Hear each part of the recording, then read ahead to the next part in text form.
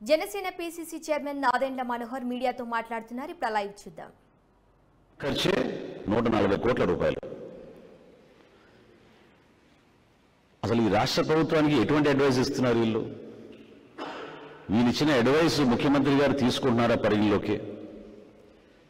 ఏ విధంగా అడ్వైస్ రేపటి రోజున పాలసీగా మారుతోంది? ఇప్పుడు నేను చూశాను, మీరు పత్రికల్లో భారీ ఎత్తున అడ్వర్టైజ్మెంట్లు వేసేశారు. విద్యాశాఖలో అద్భుతమైన మార్పులు వచ్చేస్తున్నాయి. ఐబీ తోటి ఒప్పందం. ఉన్న పాఠశాలల వ్యవస్థనే నువ్వు సరి చేసుకోలేక సిబిఎస్ఈనే మనం ఆ నామ్స్ మనం మీట్ కావని తెలిసి ఇప్పుడు కొత్తగా ఐబీ సిలబస్ తీసుకొస్తున్నాం. రాష్ట్ర ప్రజలకు అద్భుతంగా ఉపయోగపడుతున్నాం. ఏ సలహాదారు చెప్పారు మరి ఈ మాట మీకు? 680 కోట్ల రూపాయలు వెచ్చించడం ఏంటి సలహాదారుల కోసం ఈ 5 సంవత్సరాల్లో? ఎంత నష్టం జరిగింది మన రాష్ట్ర ఖజానాకి? ఏ విధంగా మీరు పరిపాలనకు ఉపయోగపడ్డారు?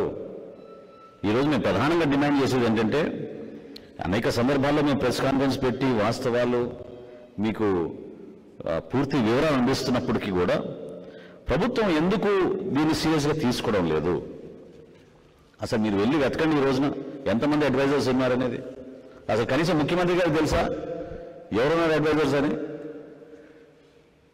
నాకున్న సమాచారం కేవలం ఇద్దరే ప్రతిరోజు ఆయనతో మాట్లాడుతూ ఉంటారు, మిగతా ఎవరు మాట్లాడరు.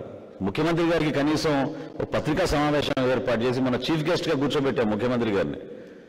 కనీసం పత్రికా సమావేశం ఏర్పాటు చేసి ముఖ్యమంత్రి గారు కనీసం ఎవరెవరు అడ్వైజర్లు ఉన్నారో చెప్పండి ఆయన పేర్లు. 80-90 మందిని మీరు అపాయింట్ చేసి వీళ్ళకి ఇంత జీతాలు, వీళ్ళకి ఇంత ఖర్చులు, ప్రభుత్వ ఖజానా నుంచి 680 కోట్ల రూపాయలు ఈ 5 సంవత్సరాల్లో వెచ్చించారంటే, అందులో ఒక సజ్జల గారికి 140 కోట్ల రూపాయలు వెచ్చించారంటే ఏ విధంగా మీరు దీన్ని జస్టిఫై చేయగలుగుతారు? హైకోర్టు చాలా స్పష్టంగా చెప్పింది, unwarranted unnecessary expenditure, unaccounted for. అసలు ఎంతమంది అడ్వైజర్లు అపాయింట్ చేశారో కూడా లెక్కలేదు వీళ్ళ దగ్గర. ఖచ్చితంగా మేము డిమాండ్ చేసేది ఏంటంటే, ఈ రోజున జనసేన పార్టీ నుంచి ఈ అడ్వైజర్ని మీరు అపాయింట్ చేసింది లిస్ట్ మీరు ముందు పబ్లిష్ చేయండి. రాష్ట్ర ప్రజలకు తెలియాలి ఎవరెవరు ఏ శాఖ కోసం ఏ పని కోసం మీరు అపాయింట్ చేశారు.